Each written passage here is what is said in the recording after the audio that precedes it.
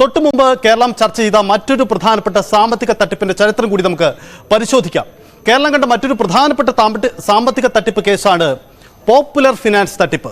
2000 കോടിയുടെ തട്ടിപ്പ് നടത്തിയ പോപ്പുലർ ഫിനാൻസ് ചിട്ടിക്കമ്പനി സംരംഭമായിട്ടാണ് തുടങ്ങിയത്.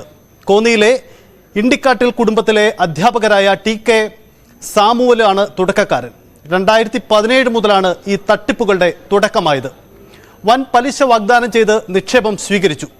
ശാഖകൾ പലതും പൂട്ടിയതോടെയാണ് ഈ തട്ടിപ്പുകൾ പുറത്തു വന്നത്. MD തോമസ് ഡാനിയൽ, ഭാര്യയും ഡയറക്ടറുമായ പ്രഭ ഡാനിയലും മക്കളും ഡയറക്ടർമാരായ മറിയം തോമസ്, റിയ ആൻ തോമസ് എന്നിവരും പിന്നീട് അറസ്റ്റ് ചെയ്യപ്പെട്ടു.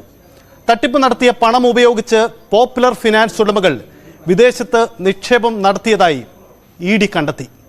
തട്ടിപ്പിന് ഇരയായ നിക്ഷേപകരുടെ കേസുകൾക്കായി സർക്കാർ ആലപ്പുഴയിൽ പ്രത്യേക കോടതി പിന്നീട് സ്ഥാപിച്ചു.